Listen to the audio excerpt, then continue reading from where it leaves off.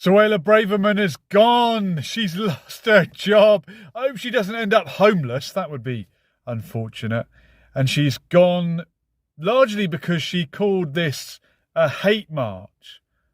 I was on the hate march and I didn't see much hate, apart from the hooligans who arrived. Did you see the hooligans? The football hooligans that arrived to defend the Cenotaph?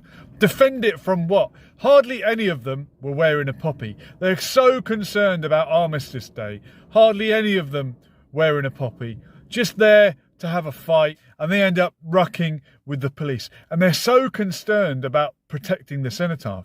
Do you know there are graves of British servicemen in Gaza? I actually saw a video, I don't know if you saw it, of an ex-serviceman, British soldier, explaining why he defends the right of pro-Palestine marchers to march on Armistice Day or any day. And he was pointing out that there are British soldiers buried in Gaza and their graves are being desecrated while Israel bombard the Gaza Strip. So do you really care about remembrance and Armistice Day? Do you really care? Why don't you remember the British soldiers that were killed by the Irgun during the establishment of that state? The British that were killed when the King David Hotel was blown up. King David Hotel was a headquarters of the British administration in Palestine at the time. What about when the British embassy in Rome was blown up? Look that one up. Probably haven't heard of it. They probably didn't mention it in your history class, but why don't you look up when the British embassy in Rome was blown up, or when soldiers in Palestine, British soldiers, were executed in the orange groves by hanging. Why don't you look up some of these incidents if you're so concerned about remembrance and armistice?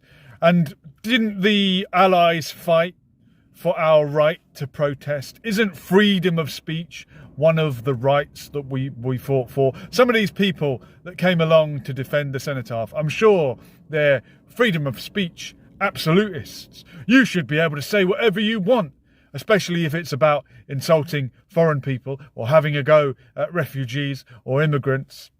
Maybe you don't want immigrants. Maybe you're there because you don't like immigrants. I've heard people that come to counter-protest pro-Palestine demonstrations screeching, why don't you go back to Palestine?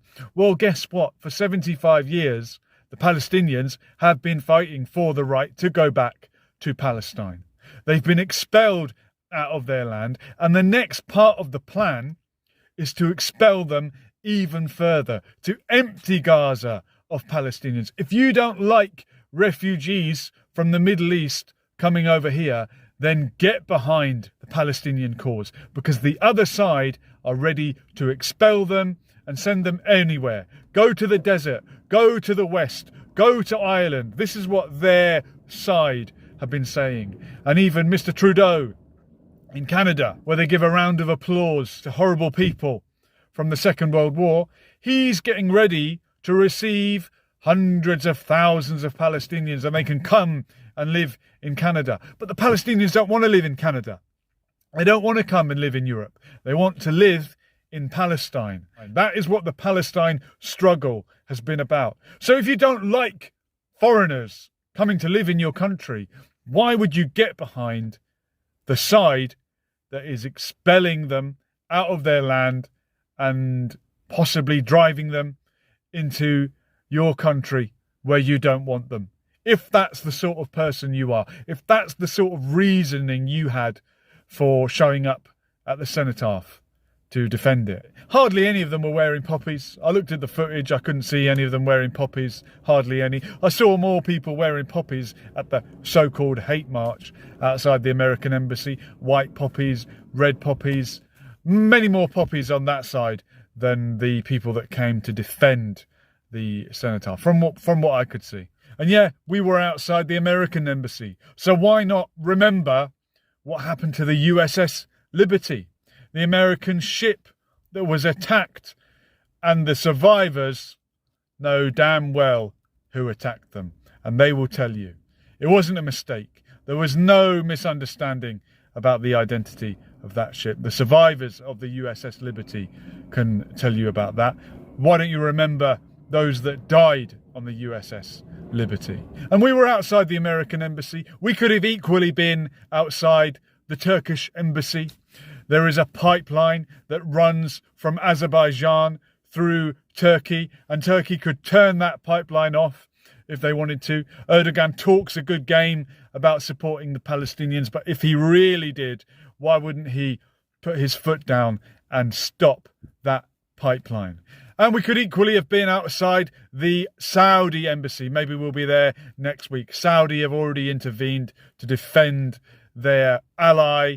They shot down a missile that was launched from Yemen on its way, and they shot it down. So Saudi have made it clear what side they're on. Turkey, it remains unclear what side they're really on. And I think now everyone should be able to make their mind up. Don't be embarrassed in the future when your grandkids ask you, well, where were you? What side were you on when the genocide was happening? 10,000 plus. More children killed in this latest aggression than all the wars worldwide combined in the last year. More children killed in this one. Get off the fence. Be on the right side of history.